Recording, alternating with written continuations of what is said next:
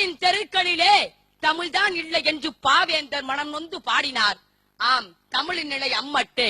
ஊருக்குள் சென்று தெருவுக்குள் நுழைந்து வீட்டிற்குள் போக காலடி எடுத்து வைப்போம் வாருங்கள். இல்லங்களின் பெயர்களோ வாசி நிவாஸ், வசந்த விகார், குரு நிவாஸ். போதுமா? எங்கேயாவது யாராவது தமிழ் குடில், தமிழன் இல்லம், தமிழகம் என்று தமிழிலே பெயர் வைத்தால் அவர்களுக்கு அரைவேக்காட்டு பைத்தியங்கள் என்று பெயர் வைத்து விடுகின்றார்கள். இல்லம் என்ற சொல்லிலே இல் வருகிறதாம். இல் என்றால் இல்லை என்று பொருளாம். அந்த வீட்டில் வறுமை வந்து தாண்டவம் ஆடுமாம். தொண்டு செய்து பழுத்த பழம் தந்தை பெரியார் பிறந்த நாட்டிலே வாசு சாத்திரமும் என் ஜோதிடமும் சேர்ந்து செய்கின்ற மாளங்கள் இவை.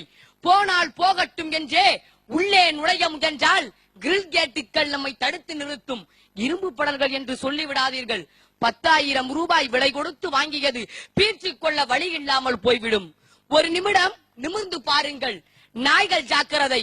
அதற்கு மேலே வீட்டு உரிமையாளரின் பெயரும் அவர் படித்த படிப்பும் வகிக்கின்ற பதவியும் கொட்ட எழுத்துக்களில் ஆங்கிலத்தில் இருக்கும். ஒருவேளை நாம் இருப்பது இங்கிலாந்திலேயோ என்று எண்ணி விடாதீர்கள். சத்தியமாய் தமிழ்நாட்டில் தான் இருக்கின்றோம். தமிழ்நாட்டிலே பிறந்து தமிழ்நாட்டிலே வளர்ந்தே இல்லங்களில் உள்ள பெயர் பலகையில் கூட இன்றைக்கு நாம் தமிழை எழுதுவதில்லை. சரி, அனுமதி கேளுங்கள். காலிங் பெல்லிடம், மன்னிக்கவும் அழைப்பு மணியிடம் வந்து கதவு திறக்கையில் கதவிடுக்கில் கிரீச் கிரீச் என்று சத்தம் வரும். வந்து கதவை திறந்தவர் பெயரை கேட்டால் ரமேஷ், சுரேஷ் என்று பதிலும் வரும். ஆம், இல்லங்களில் உள்ள பெயர்களில் கூட இன்றைக்கு தமிழ் இல்லை. இல்லங்களின் வாசலிலே வெல்கம் என்று மிதியடி போட்டிருப்பார்கள். நாம் மிதித்து செல்ல வசதிக்காக போட்டிருக்கின்றார்கள். வீடு 3 அடுக்கு மாளிகையா, கிரவுண்ட் புளோரா, ஃபர்ஸ்ட் புளோரா, செகண்ட் புளோரா என்பார்கள். தவறி கூட தரைத்தள வீடு, முதல் தள வீடு, 2ஆம் தள வீடு என்று சொல்ல மாட்டார்கள். வீட்டிற்குள் சென்றால் open hall, bathroom, bedroom, kitchen room என்றெல்லாம் உண்டு. கடன் வாங்கி கட்டிய வீடல்லவா, அதனால் தான் மொழியையும் கடன் வாங்கியே பேசுகின்றார்கள். இவர்கள் தாயை மட்டுமல்ல தாய் மொழியையும் அனாதை இல்லத்தில் விட்ட பாவிகள். கதவு டோர் ஆனது, சாளரம் ஜன்னல் ஆனது, மரப்பேளை இலைப்பேளை எல்லாம் இப்போ பீரோ ஆனது. பூட்டுக்கு சாவி எங்கே? எல்லாம் அரபு சொற்கள் இங்கே. உணவு பொருட்களில் கலப்படம் என்றால் கோபம் வருகின்றதே. உங்கள் தாய்மொழியில் கலப்படம் என்றால் கோபம் வரவில்லையே ஏன்? வெட்டி கட்டுவதால் வேட்டி வேசியானது, உயர்ந்திருப்பதால் மிசை மேசையாயிருந்து மேஜையானது. இல்லங்களில் உள்ள பொருட்களில் கூட இன்றைக்கு தமிழ் இல்லை. ஃபாதருக்கு டாடியாம், மதருக்கு மம்மியாம், அப்பா அம்மா என்ற சொற்களை எல்லாம் தமிழர்களே இன்றைக்கு அம்மியில் வைத்து நசுக்கி விட்டீர்களே. அதுவும் மம்மி என்று அழைக்கின்ற போதே அந்த தாய் அடைகின்ற பூரிப்பு மகிழ்ச்சி எவ்வளவு தெரியுமா? ஈன்ற பொழுதின் பரிதுவக்கும் தன் மகன் மம்மி என்று அழைக்க கேட்ட தாய் என்று புது குரலே படைக்கலாம். வள்ளுவரே, என்னை மன்னித்து விடுங்கள். இவர் எல்டர் பிரதராம், இவர் எங்கர் பிரதராம். அண்ணன் தம்பிகள் என்று அண்ணாவும் தம்பியும் சரித்திரம் படைத்து விட்ட நாளில்தான் இந்த கொடுமை. அதைவிட தமையன் தம்பி என்று தீந்தமிழில் அழகான சொற்கள் உண்டு.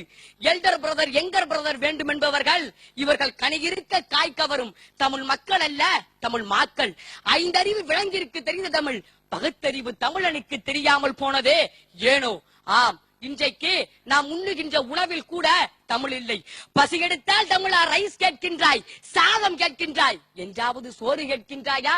சோறு என்றால் அரிசி உணவு என்று பொருள். இறைவனினுடைய திருவடி நிழல் என்றும் பொருள்.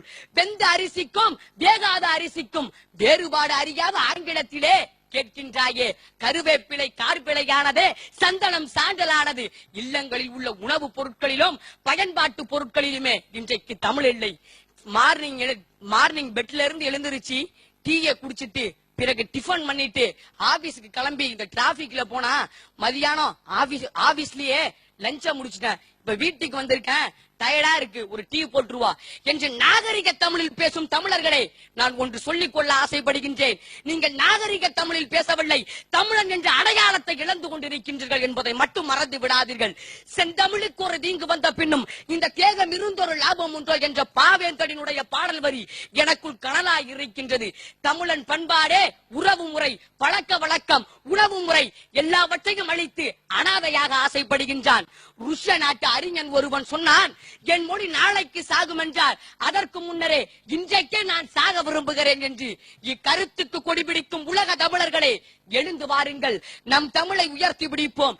இல்லங்களிலே மெல்ல தமிழினி சாகுமா வளருமா தீர்மானியுங்கள் என்று கூறி விடைபெறுகிறேன். நன்றி, வணக்கம்.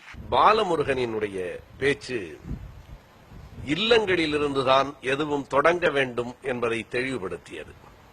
எப்போதும் நீங்கள் உங்களிடமிருந்து தொடங்குங்கள், உங்கள் வீடுகளிலிருந்து தொடங்குங்கள் என்று சொல்லுவார்கள். நம்முடைய வீட்டிலேயே தமிழ் இல்லை என்று சொன்னால் பிறகு ஜப்பான்காரன் வீட்டிலா தமிழ் இருக்க முடியும்? அலுவலகத்தில் தமிழ் இல்லை, ஆலயத்தில் தமிழ் இல்லை, அவற்றையெல்லாம் கொண்டு வரலாம் என்றால் வீட்டில் தமிழ் இருந்தால் கொண்டு வரலாம். அழிந்து போன ஹீப்ரு மொழியை அந்த யூத மக்கள் அப்படித்தான் புதுப்பித்தார்கள். எல்லா இடங்களிலும் ஹீப்ரு மொழி அழிந்து போயிற்று, இலக்கியங்களிலும் அழிந்து போயிற்று. ஆனாலும் இல்லங்களில் மீதமிருந்ததே அந்த வீட்டு சொற்களை வைத்துத்தான் ஒரு நாட்டு மொழியை மறுபடியும் அவர்கள் புதுப்பித்தார்கள். எனவே பேராசிரியர் முத்துச்சிவன் அவர்கள் சொன்ன செய்தியை இங்கே மறுபடியும் பல பிள்ளைகளும் திரும்ப திரும்ப சொன்னார்கள். தாய்மொழியை போற்றி வீழ்ந்த நாடும் இல்லை, தாய்மொழியை புறக்கணித்து வாழ்ந்த நாடும் இல்லை என்று. அது நாட்டுக்கு மட்டுமல்ல, வீட்டுக்கும் பொருந்தும். தாய்மொழியை புறக்கணித்து வாழ்ந்த வீடும் இல்லை, தாய்மொழியை போற்றி வீழ்ந்த வீடும் இல்லை என்பதை தம்பியின் பேச்சிலிருந்து நாம் உணர்ந்து கொள்கிறோம். நல்ல பேச்சு, பாராட்டு.